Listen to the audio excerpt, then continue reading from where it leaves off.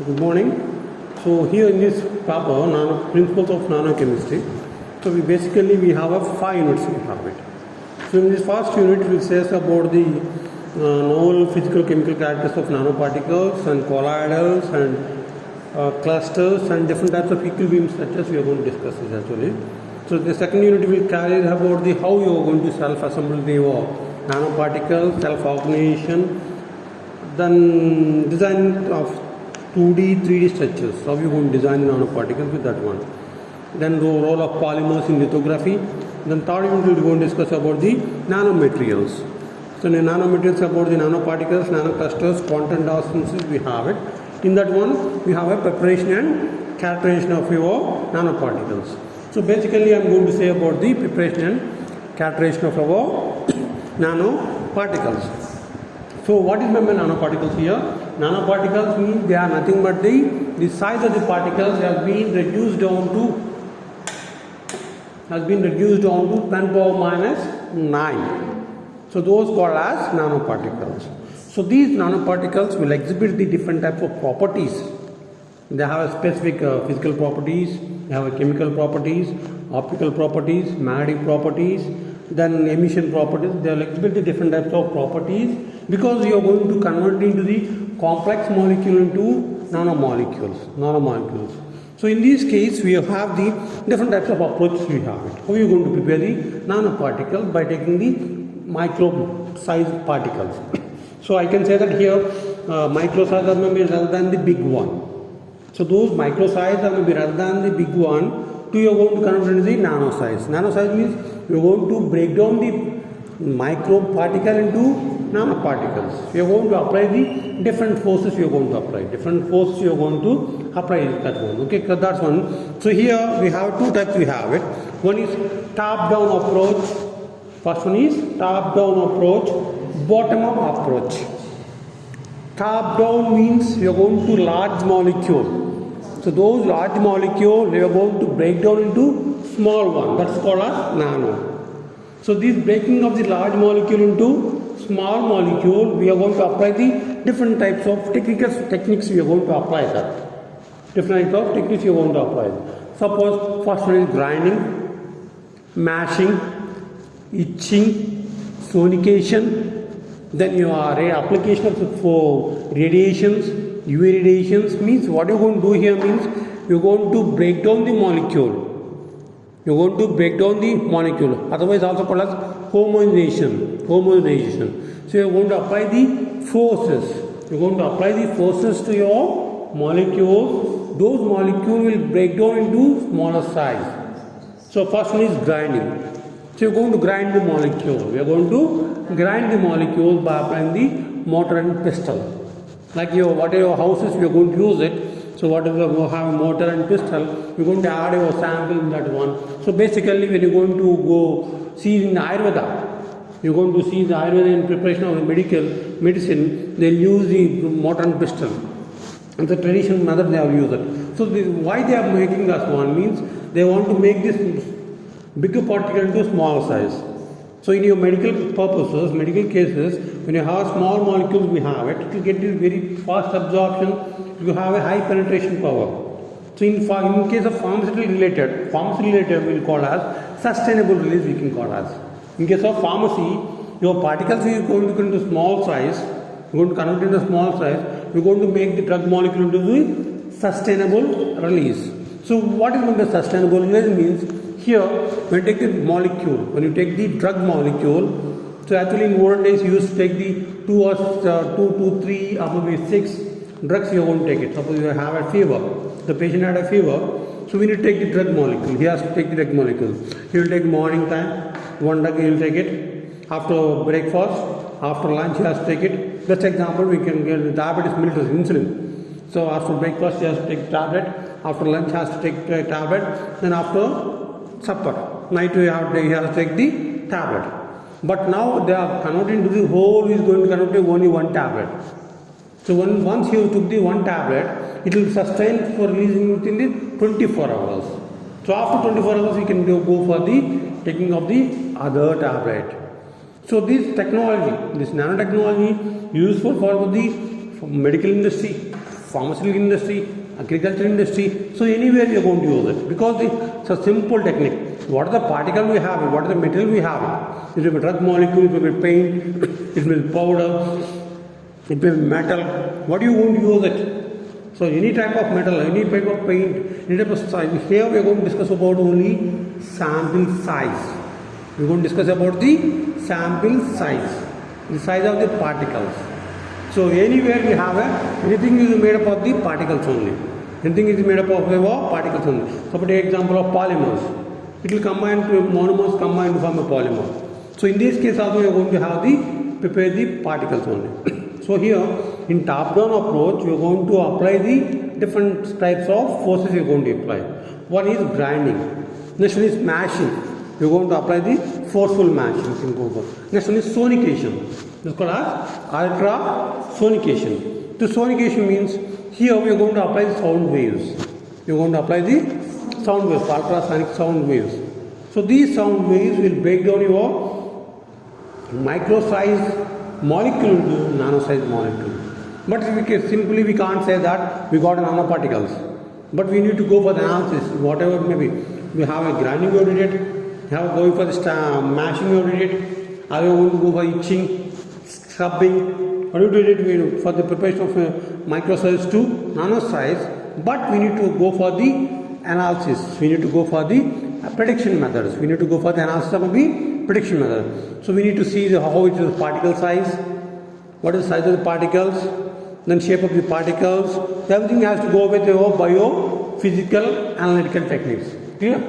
So for that I am saying that, so I did a sonication for my particles. So for that with the glucose solution, I am saying that I got a nano glucose. So no one will predict, no one will say that what is the evidence. They will ask that what is the evidence of the nanoparticles. So in this case I need to show the evidences. Evidence means in sense of the graphical representation, in sense of photographic representation, otherwise in case of image representation I have to show that one. Then only you will say, you will accept that it will have a nanoparticles. So along this one, this preparation of nanoparticles is not a single one. It will be a combination of different techniques we have. We need to apply for the different combinations. So actually I am going to say about it only briefly. I am saying now. Okay. Top down approach. First one is grinding, mashing, sonication. Then next one is radioactive molecules. Application of radiation. So these radiation will break down your molecules. So when you apply the radiation, to your nanoparticles, it will break down the molecules. The next one is heating. At high temperatures also, your sample will convert in the nano size. So next one is high pressure. You are going to apply the high pressure also, your normal size particle is also converted into the nano sample. So these nano samples, here you took the big molecules. These big molecules you break down into the nano size molecules. So these nano size molecules are called as nanoparticles. So these nanoparticles we are going to mix with different combinations. Same molecule you can mix it, and you can combine with other metal. Suppose I have a copper, I have prepare copper nanoparticles. So these I can use other combination, I can use it. Monomer combinations, other polymer combination I can use it. Clear? So the copper with zinc. So best example, we can take example of gold. So our ornaments, best example. So our ladies will use the gold ornaments. So they'll say that 24 karat gold, 22 karat gold, 18 karat gold.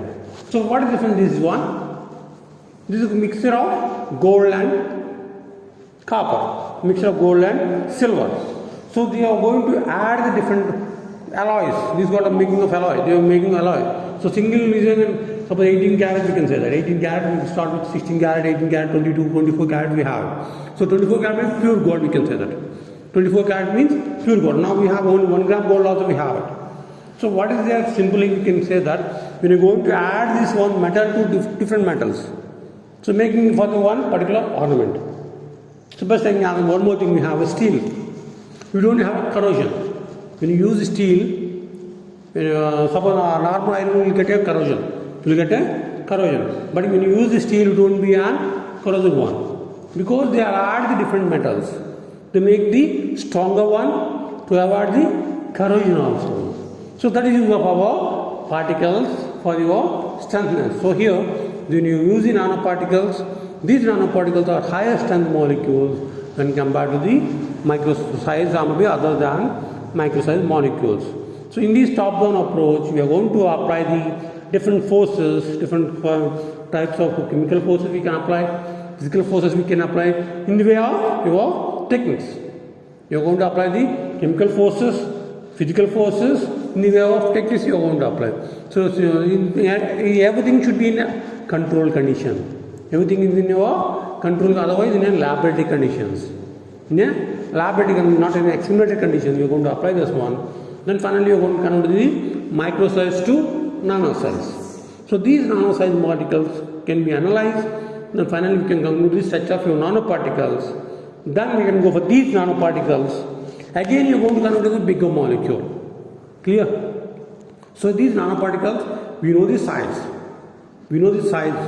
Yourself you are prepared. Suppose this one is this one. What is chalk we have it. This chalk we are going to convert into the powder. Suppose it's a chalk, I have converted this one into the powder. So I analyze this powder.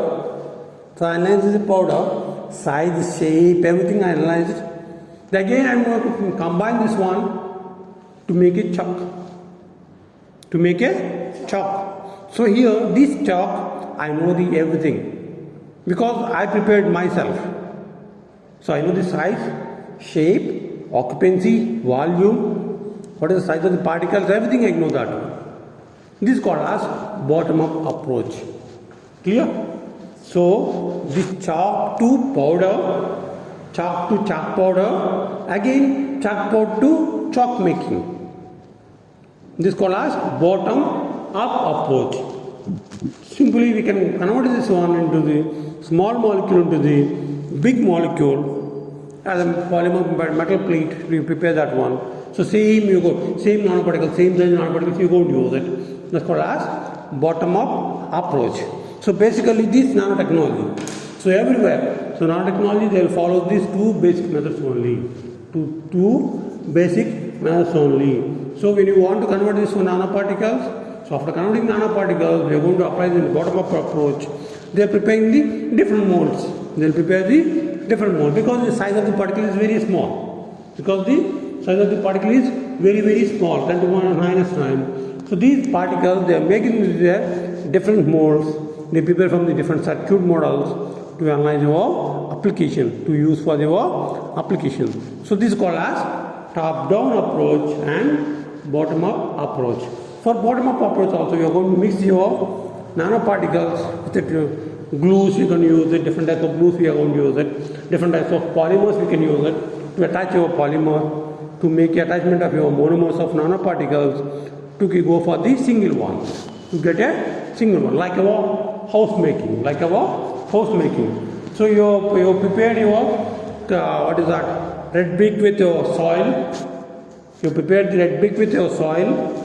They'll take the soil, black clay soil, they make a brick, then they'll go for the charring, they fire that one, they'll get the red brick. So those red brick you are going to use for the construction of a house. So again you are going to construct this one. Means you are going to, what you use in your wall, like your brick, cement, then your water. So everything you have made this one to make a wall. This is nothing but a polymer of different combinations. Cement we have it, clay we have it, red clay we have it, and then what is that, water we have it. So everything you have made it with a one wall. So here also you prepared your nanoparticles. Those nanoparticles you are going to construct the new metal. New metal, I mean new polymer. So these polymers will have a different applications. We can use it in your circuit, in your mobile phones, in your TV, all electronic devices. All electronic and electrical devices, they will use these circuit boards to make use of our nanoparticles. So these are different types of we have it. This is about the top down and bottom up approach about your nanoparticles. Simply we can prepare that one. In your laboratory we can do that one. So in your laboratory, I think yesterday you prepared the nanoparticles by using the copper sulfate.